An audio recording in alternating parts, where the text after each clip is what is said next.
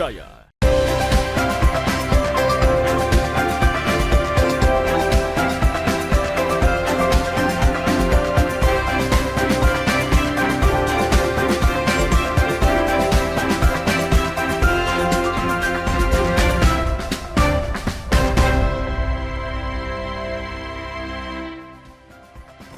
Halo, selamat pagi saudara, apa kabar Anda hari ini? Senang sekali saya Wafik Asisa bisa kembali menyapa Anda dalam Sapa Sulsel di Kompas TV Independen Terpercaya. Saudara, bagi seseorang yang memiliki bekas luka biasanya mengurangi kepercayaan diri. Banyak upaya yang dilakukan untuk menghilangkan bekas luka, salah satu solusinya yakni dengan menjalani bedah plastik. Lantas, benarkah bedah plastik dapat menghilangkan bekas luka secara sempurna dan metode apa yang digunakan? Hal ini akan kita bahas bersama dengan narasumber kami yang sudah berada di studio Kompas TV. Langsung saja kita sapa, ada Dr. Nikita, spesialis bedah plastik dari Primaya Hospital Hertasni. Selamat pagi dokter. Selamat pagi. Apa kabar dok hari ini? Sehat. Sehat, alhamdulillah. Baik dokter, kita akan bahas salah satu tema kali ini, saudara, yang sangat menarik yaitu bedah plastik.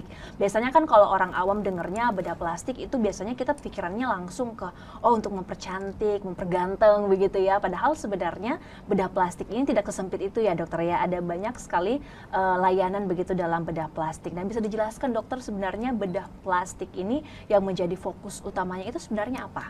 Oke. Jadi bedah plastik, sebenarnya saya ini gelarnya tidak hanya bedah plastik saja, tapi bedah plastik rekonstruksi dan estetik. Jadi bedah plastik itu tidak hanya mencakup estetik saja, karena memang populernya estetik ya, mulai dari hidung, mata, payudara, tapi juga mencakup tindakan rekonstruksi. Nah, rekonstruksi itu macam-macam, ada karena trauma, karena kecelakaan, karena bekas luka, ada kelainan kongenital, kemudian patah tulang wajah, luka bakar. Jadi sebenarnya bedah plastik itu tidak cuma estetik, tapi juga rekonstruksi. Iya, jadi ada beberapa tindakan prosedur begitu ya untuk kesehatan yang pasti. Dan bisa dijelaskan juga dokter untuk rekonstruksi sendiri ini sebenarnya metodenya itu seperti apa? Rekonstruksi. Jadi rekonstruksi itu, jadi bedah plastik itu dibagi menjadi dua, yaitu estetik dan rekonstruksi. Kalau bedah plastik yang estetik itu adalah dari yang normal menjadi abnormal, ya kan, lebih baik, estetik. Lah kalau rekonstruksi itu dari yang mungkin kurang normal dibuat menjadi normal. Nah, kurang lebih kayak gitu. Jadi rekonstruksi itu ada berbagai macam.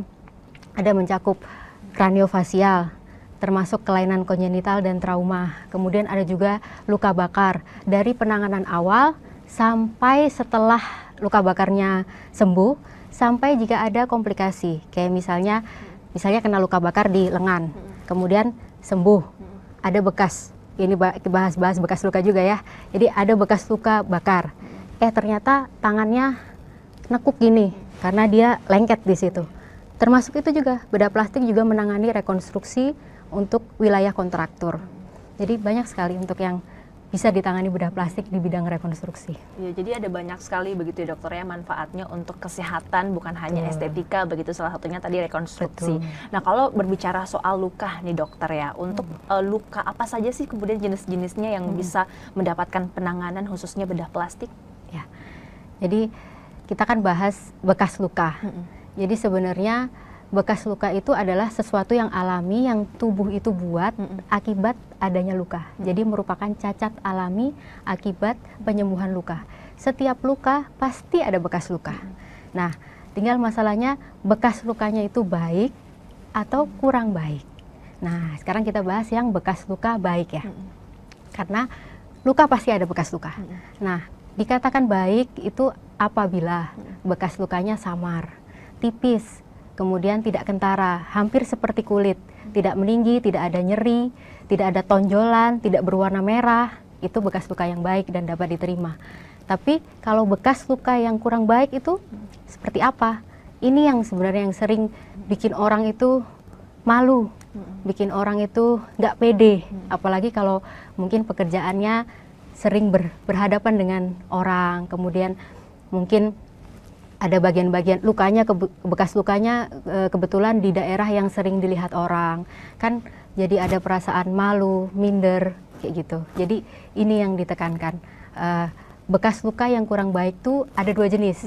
Yang pertama ada hipertrofik, Yang kedua mungkin lebih familiar ya, keloid. Nah, jadi kalau bekas luka yang nonjol, merah, kemudian nyeri, kemudian mengganggu fungsi. Jadi bekas lukanya dulu cuma satu titik, kemudian ada bekas luka segede bola, nonjol kayak tumbuh daging di situ. Nah, itu yang namanya keloid. Itu yang menjadi problem ya kan, yang sering membuat orang itu nggak pede untuk keluar, untuk interaksi dengan maksudnya orang. Bahkan di beberapa kasus anak-anak kecil itu sudah konsultasi juga. Jadi dia sudah self aware, sudah merasa oh ini nggak bagus gitu. Jadi mungkin karena kemajuan teknologi, kemudian modernisasi, TikTok ada, YouTube ada dan sebagainya. Jadi anak-anak kecil tuh bahkan sekarang sudah aware dengan bekas luka. Ya, kalau bahas dokter soal bekas luka yang dokter sebutkan tadi, selain itu kan juga ada penyakit komorbid seperti diabetes dan lain-lain begitu yang misal dia luka kemudian harus diamputasi. Apakah ini juga bisa mencakup bagian dari bedah plastik di situ dokter atau seperti apa sebenarnya, Dok? Betul. Jadi luka itu adalah ranah kami. Jadi untuk perawatan luka, apapun problem luka, ya lukanya basah, lukanya mungkin warnanya hitam, warnanya kuning. Ini saya bicara dengan bahasa awam ya. Jadi kalau lukanya eksudatif itu mungkin orang bilang lukanya kok basah. Kalau lukanya warnanya hitam itu namanya nekrotik. Kalau lukanya warnanya kuning itu namanya nekrotik basah. Jadi bahasa awamnya begitu ya, sama bahasa medis. Itu merupakan ranah bedah plastik. Termasuk juga luka diabetes. Luka diabetes itu karena ada problem komorbid ya, jadi ada penyerta penyakit lain, itu menyebabkan lukanya itu sulit sembuh. Luka yang normal itu sembuhnya kurang dari 3 minggu. Jadi proses penyembuhan luka itu ada fase akut ya, fase awal itu antara 1 sampai 5 hari. Kemudian ada fase proliferasi antara 5 sampai 21 hari. Jadi di waktu itu diharapkan luka itu sudah sembuh. Kemudian ada fase ketiga, fase remodeling dari 21 hari sampai 365 hari sampai 1 tahun. Luka itu matang. Nah, ketika luka itu tidak sesuai timelinenya, jadi tidak sesuai yang 5 hari harusnya sudah ini pindah ke proliferasi ya kan. Kalau sudah prolong tidak sembuh-sembuh, itu namanya luka kronis. Dan itu yang sering diderita untuk pasien-pasien diabetes. Itu juga termasuk ranah bedah plastik juga. Iya, termasuk ranah bedah plastik dan penanganannya pun juga bisa dibilang berbeda begitu ya. Betul, tergantung dengan jenisnya, jenis lukanya. Ya. Baik, untuk lebih lanjut saudara soal penanganan lebih jauh tentang luka dan juga bekas luka di bidang bedah plastik, kami harus jeda terlebih dahulu. Kita akan bahas usai jeda berikut ini. Tetaplah bersama kami di Sapa Sulsel.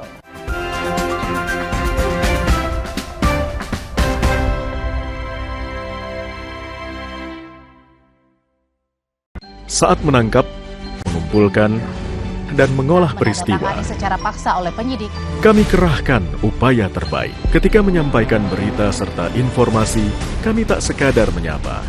Ada referensi, aspirasi, juga inspirasi yang menjadi misi. Sapa Indonesia di Kompas TV. Independen, terpercaya.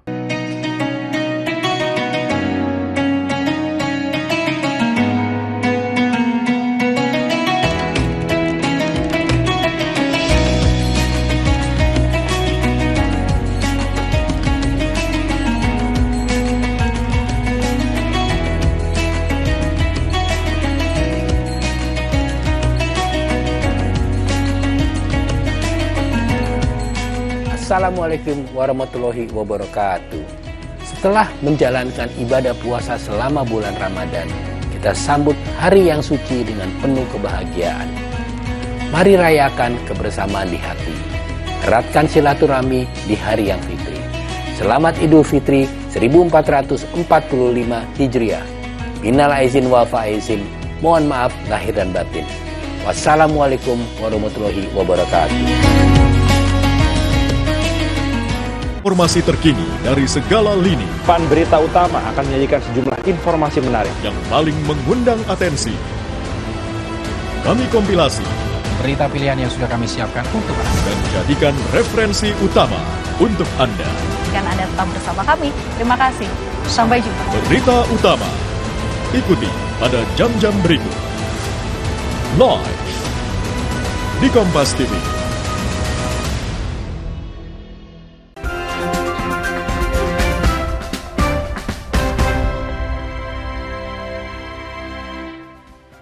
Terima kasih Anda kembali menyaksikan Sapa Sulsel. Saudara, kita kembali akan berbincang bersama dengan Dr. Nikita, spesialis bedah plastik dari Primaya Hospital Hertasning Makassar. Di segmen sebelumnya, dokter, kita sudah mengenal ini salah satu layanan kesehatan dari bedah plastik, yaitu perawatan bekas luka dan juga bedah plastik khusus untuk bekas luka. Kalau melihat dokter ya, biasanya kan kalau misal luka bakar nih, kita sering dengar tingkat keparahannya ada 10%, 20%. Untuk mendapatkan perawatan bedah plastik ini, apakah ada klasifikasi persentase lukanya kah, atau seperti apa dokter? Untuk luka bakar sendiri, kami bedah plastik menangani dari awal, apapun itu luka bakarnya. Jadi luka bakar itu ada penyebabnya macam-macam ya. Ada karena api, ada karena air panas, ada karena listrik, ada karena kimia. Misalnya tersiram air keras begitu. Itu juga termasuk ranah bedah plastik. Berapapun persenannya, mau itu 1% sampai 100%. Itu termasuk ranah bedah plastik. Dari awal masuk sampai luka itu sembuh, sampai nanti jika ada komplikasi. Itu termasuk semua ranah bedah plastik. Juga ada satu lagi tapi mungkin lebih jarang di Indonesia, frostbite. Itu juga.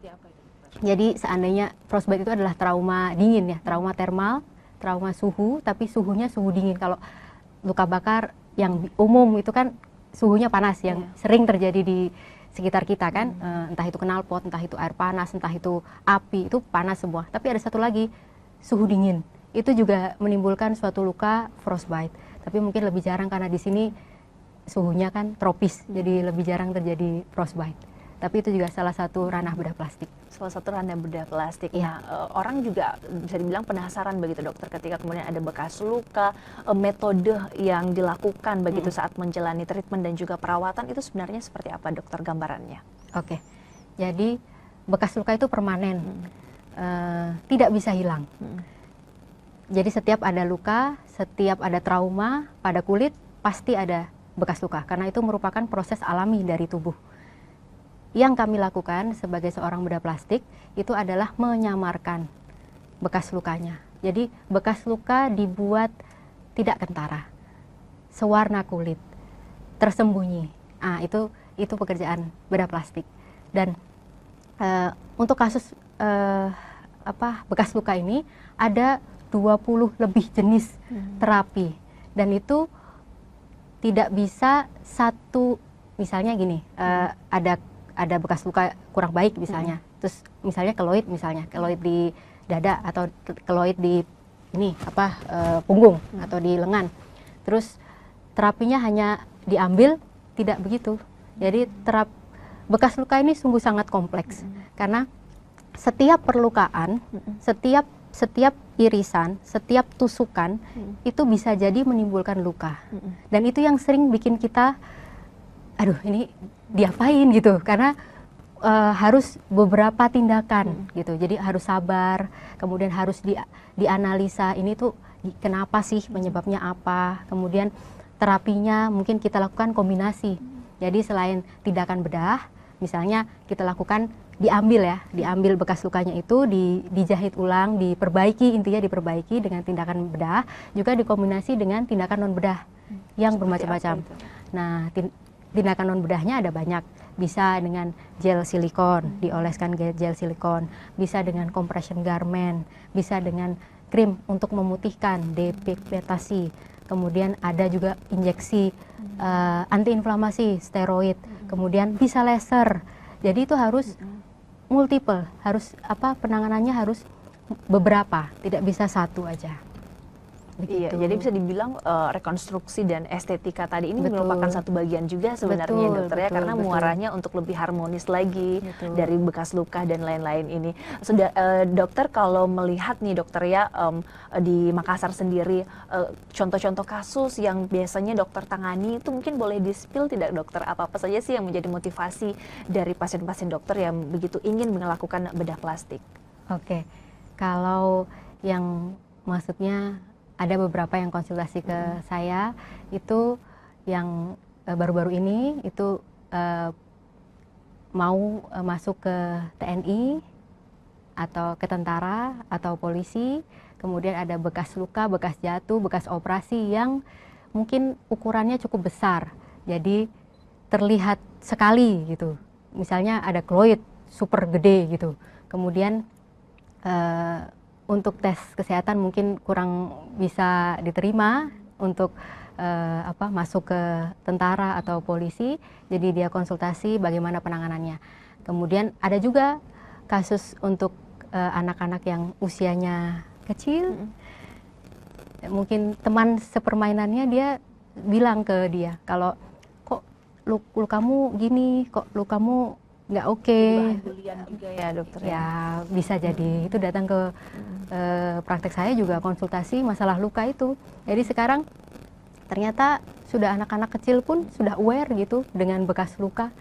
Kemudian ada juga yang pekerjaannya front office mungkin, kemudian customer service, kebetulan ada bekas dia terjatuh atau apa, dia minta tolong disamarkan atau tolong dihilangkan atau bagaimana biar tidak terlalu tampak begitu. Iya, untuk rentang waktunya sendiri dokter, perawatan dari awal sampai akhir hingga kemudian bekas luka ini bisa hilang, tersamarkan begitu. Berapa butuh waktu berapa lama, Dok? Jadi memang tidak bisa sekali kemudian selesai gitu.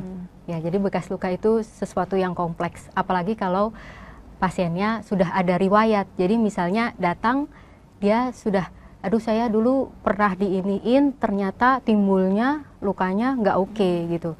Terus ternyata ini habis dioperasi juga sama kayak gitu. Lah berarti dia ada riwayat luka kurang baik gitu kan. Nah untuk pada kasus-kasus seperti itu malah kita harus lebih lagi perhatian pada gimana caranya kita menangani bekas luka yang seperti itu. Nah luka sendiri itu kan tadi sudah saya jelaskan 1-5 hari fase awal, kemudian 5-21 hari untuk yang fase tengah, kemudian itu remodeling sampai 1 tahun. Jadi untuk kontrol awal itu bisa sampai 1 tahun, tapi maksudnya awal mungkin per 2 minggu, jadi setelah tindakan ya kan, setelah terapi maksudnya kita lakukan tindakan, kemudian dikontrol sampai sembuh, kemudian setiap 2 minggu, nanti setiap bulan, atau nanti kemudian sampai 1 tahun. Bisa jadi seperti itu, karena luka itu matangnya kembali seperti kulit normal, benar-benar sudah berhenti prosesnya itu sampai 1 tahun. Sampai 1 tahun. Iya, Jadi betul. butuh kesabaran dan juga konsultasi lebih jauh begitu ya Betul. bersama dokter spesialis. Betul. Dokter, kalau semisal nih dokter ya, sering jadi pertanyaan juga ketika seseorang terkena luka bakar ataupun mungkin juga luka jatuh habis kecelakaan, banyak juga yang tidak pandai begitu merawat lukanya hingga kemudian menimbulkan bekas yang sangat terlihat jelas begitu ya dokter. Caranya dokter supaya bisa merawat luka kita biar bekasnya itu tidak nampak seperti apa dokter? Oh ya, jadi salah satu penyebab luka itu menjadi kurang baik adalah ketika proses penyembuhan lukanya itu atau fase penyembuhan luka itu memanjang. Jadi ketika ada luka harus dirawat gimana caranya biar luka itu sembuh sesuai dengan waktu penyembuhan luka. Jadi tidak memanjang, tidak menjadi luka yang tidak sembuh-sembuh. Nah itu udah jelas kalau lukanya memanjang lebih dari waktu penyembuhan luka, dia pasti jadi luka yang nggak bagus. Nah jadi ketika ada luka harus dirawat sesuai dengan kondisi lukanya. Jadi kan luka ada macam-macam tuh. Ada mungkin luka karena jatuh, hanya kulit superficial saja yang terkena luka. Ya kulit kan berlapis-lapis. Seandainya dia cuma babras aja, apa tuh namanya eskoriasi kita bilang. Kalau orang awam bilangnya mungkin babras gitu ya. Kalau orang Jawa bilangnya babras gitu. Hanya permukaan saja. Nah itu beda nanti sama yang lukanya sampai ke dalam, misalnya sampai nembus sampai ke lemak dan sebagainya. Nah itu beda penanganannya. Kalau seandainya lukanya hanya superficial, kemudian problem lukanya nggak banyak, lukanya nggak basah, kemudian tidak ada warna hitam, tidak ada warna pink bagus, nah itu cukup dengan moist saja. Jadi moist itu menciptakan suasana lembab pada daerah luka. Jadi diharapkan dengan suasana lembab, dia epitel, jadi kulit itu punya sel namanya epitel ya. Epitel yang ada di tepi-tepi itu nanti akan bergerak ke arah tengah luka, dia akan menutup lukanya. Nah, nanti kalau luka lebih dalam, apakah luka itu perlu dilakukan penjahitan, misalnya habis ketabrak, terus mukanya robek kanan kiri. Berarti itu harus segera dibersihkan, dijahit. Jahitnya pun tidak boleh ketat. Jadi kalau bedah plastik kita itu seandainya kita menjahit, kita juga mempertimbangkan hasilnya seperti apa. Jadi tidak sekedar dijahit atau ditindakan selesai sudah, tidak. Kita juga memikirkan bagaimana secara estetiknya. Jadi gimana teknik kita itu menjahitnya bagaimana, menutupnya bagaimana, sampai sekiranya nanti luka itu, bekas lukanya samar sesuai dengan garis-garis dari wajah, garis-garis dari kulit. Nah, itu adalah seni bedah plastik. Iya, seni bedah plastik. Jadi kalau misalnya lagi perawatan terus gatel, jangan langsung digaruk gitu ya dokter ya. Harus sabar untuk menunggu proses penyembuhannya. Ya, kita harus jeda terlebih dahulu dokter. Nah, di segmen selanjutnya saudara kita akan berbincang kembali bersama dokter Nikita soal apa saja sih pelayanan bedah plastik yang ada di Primaya Hospital Hertasting Makassar. Kami akan lanjutkan usai jeda berikut ini.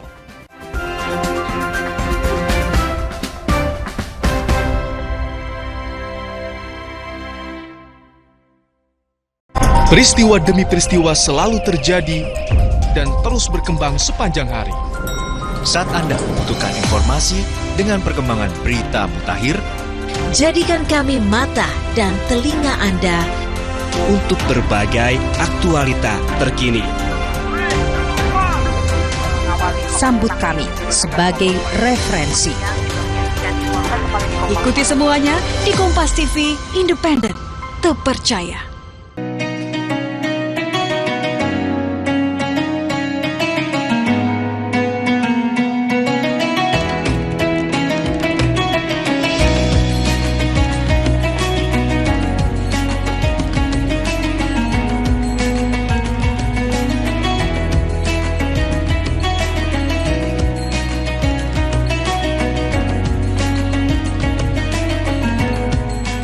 Assalamualaikum warahmatullahi wabarakatuh. Setelah menjalankan ibadah puasa selama bulan Ramadan, kita sambut hari yang suci dengan penuh kebahagiaan. Mari rayakan kebersamaan di hati. Eratkan silaturahmi di hari yang fitri. Selamat Idul Fitri 1445 Hijriah. Minal aizin wal faizin.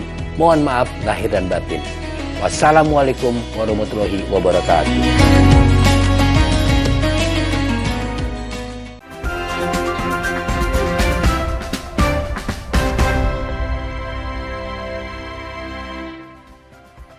Ya, terima kasih saudara, Anda kembali menyaksikan Sapa Sulsel di Kompas TV Independen Terpercaya. Kita kembali akan berbincang bersama dengan Dr. Nikita, spesialis bedah plastik dari Primaya Hospital Hertasting Makassar. Dokter, di segmen sebelumnya kan kita sudah belajar nih dokter soal bagaimana merawat luka, bekas luka agar bekas lukanya tidak nampak. Nah, di segmen ini dokter tadi juga sempat Anda sebutkan bahwa kalau menjalani bedah plastik itu butuh proses yang cukup panjang. Nah, selama proses yang panjang ini ketika melakukan bedah plastik, apa saja sih pantangan ataupun hal-hal penting begitu yang harus diperhatikan oleh pasien? Oke, secara umum kalau misalnya menjalani proses operasi itu pasti nanti sebelum dioperasi kondisinya harus optimal. Jadi seandainya ada komorbid, gulanya, kemudian ada tekanan darah tinggi, agar nanti sewaktu operasi itu berjalan lancar, tidak banyak perdarahan, itu juga harus kita kontrol. Kemudian apabila menggunakan obat-obat tertentu, misalnya obat pengencer darah, kemudian menggunakan vitamin-vitamin tertentu yang bisa meningkatkan perdarahan, nah itu juga sementara harus di stop dulu. Kemudian juga kalau misalnya ada riwayat merokok, itu juga harus di stop dulu karena itu mengganggu oksigenasi jaringan, mengganggu juga untuk penyembuhan luka. Jadi ada baiknya jika seorang perokok lebih baik berhenti merokok terlebih dahulu. Kemudian itu saja. Kemudian nutrisi harus diperbaiki juga, makan.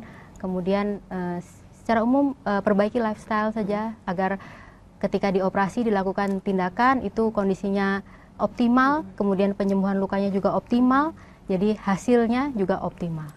Baik, bisa diberikan juga dokter gambaran kondisi luka seperti apa sih yang sebenarnya bisa di-cover begitu oleh BPJS untuk proses perawatannya? Luka, ya kalau luka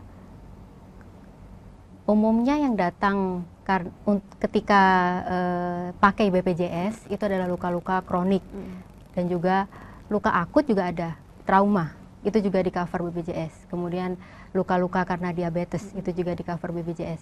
Kemudian luka karena post operasi, kemudian luka karena proses keganasan, kemudian luka karena ini dekubitus kita bilang. Jadi kalau pada pasien dengan tirah baring lama, ketika dia tidur terus, menumpu di satu bagian tertentu yang ada penonjolan tulang, dia akan timbul kemerahan yang lama-lama jika dibiarkan akan semakin menggerogot, ibarat semakin lama semakin besar gitu lukanya di tempat penonjolan, biasanya di bagian belakang. Kalau misalnya dia tidur terlentang lama sekali, nanti luka di bagian sakrum, kita bilang bagian punggung bawah. Nah itu dekubitus itu juga masuk ke ranah bedah plastik. Kemudian luka-luka lain yang karena ibarat karena perlukaan itu di cover BPJS gitu. Tapi untuk bekas luka seandainya tidak mengganggu fungsi itu tidak di cover BPJS. Tidak di cover BPJS. Untuk estetika juga tentu saja tidak di cover oleh BPJS ya saudara. Dan dokter untuk di Primaya Hospital Hertasning sendiri, angka kunjungannya sendiri ini dokter khusus untuk pasien dengan bekas luka apakah juga cukup tinggi atau seperti apa?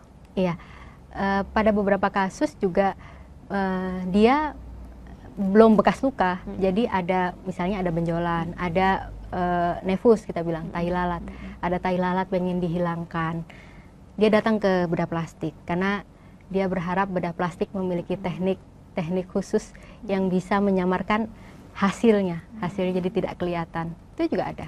Seperti itu. Juga ada ya dokter ya.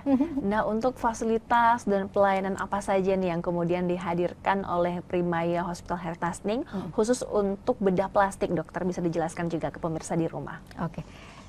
Bedah plastik di Primaya itu menyediakan layanan mulai dari estetik sampai dengan rekonstruksi. Untuk pelayanan estetik itu mencakup seperti tindakan kelopak mata, blefaroplasti, kemudian rinoplasti, kemudian revisi di daerah bibir ya, kemudian ada buccal fat removal ya, satu-satu semua tindakan estetik semua itu ada semua di Primaya.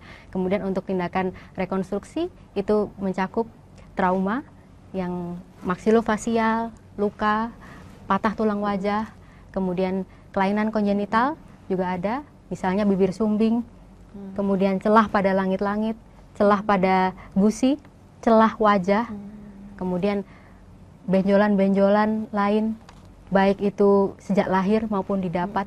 Jadi misalnya benjolnya dari sewaktu lahir itu seperti hemangioma, misalnya tumor pembuluh darah, biasa dia muncul di anak-anak, itu juga bisa ada di cover di Primaya. Kemudian kelainan kalau benjolannya timbul setelah dewasa juga ada, misalnya tumor lemak, lipoma, atau tumor saraf, misalnya pembesaran saraf, itu juga bisa di cover di Primaya. Luka bakar juga bisa di cover di Primaya, termasuk sampai nanti kontraktur, misalnya penyembuhan luka bakarnya ternyata ada komplikasi, misalnya bukan komplikasi, kelainan nanti setelah sembuh lukanya, itu juga bisa di cover ke Primaya, ada di Primaya.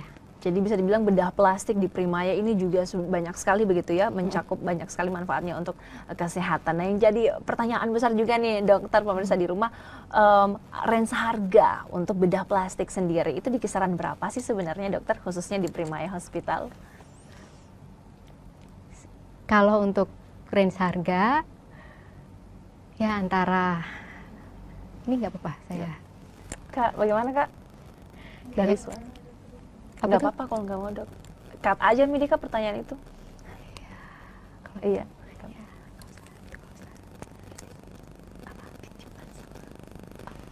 Tapi nggak apa-apa dok kalau nggak mau dijawab. Oh ya udah. Jadi untuk range harga bedah plastik itu mulai dari 2 juta. Dok, kalau nggak mau Ki. Nggak apa-apa. Nggak apa-apa dok. Nggak apa-apa kan saya kasih range toh. 20 sampai 2 juta. Bila ulang. Oke. Untuk biaya tindakan bedah plastik di Rumah Sakit Primaya itu cukup terjangkau. Bisa nanti mungkin lebih jelasnya lagi datang ke Rumah Sakit Primaya untuk menanyakan ke administrasi atau konsultasi terlebih dahulu juga tidak apa-apa. Kalau range-nya antara 2 juta sampai 50 juta. Ya, pasti atau mungkin bisa mendapatkan lebih lah. perawatan yang maksimal juga tentunya ya dokter. Betul. Ya.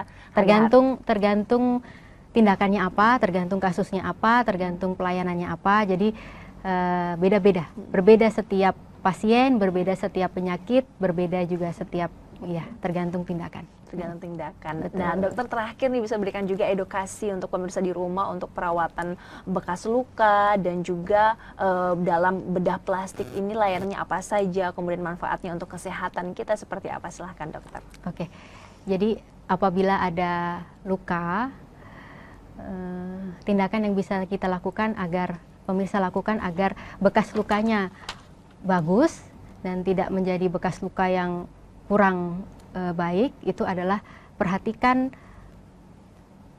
perawatan lukanya. Jadi selama luka itu tidak boleh dirawat secara asal-asalan agar lukanya itu sembuh sesuai dengan timeline luka.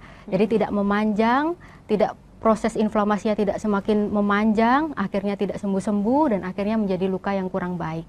Jadi tergantung lukanya. Jadi luka itu tidak bisa dipukul rata. Oh, luka hanya dirawat, dikasih kasa, dikasih krim X gitu. Tidak bisa. Luka itu harus dievaluasi. Lukanya tuh butuh apa, problemnya apa. Jadi harus dilihat. Kalau basah, ya jangan dikasih tambah semakin basah.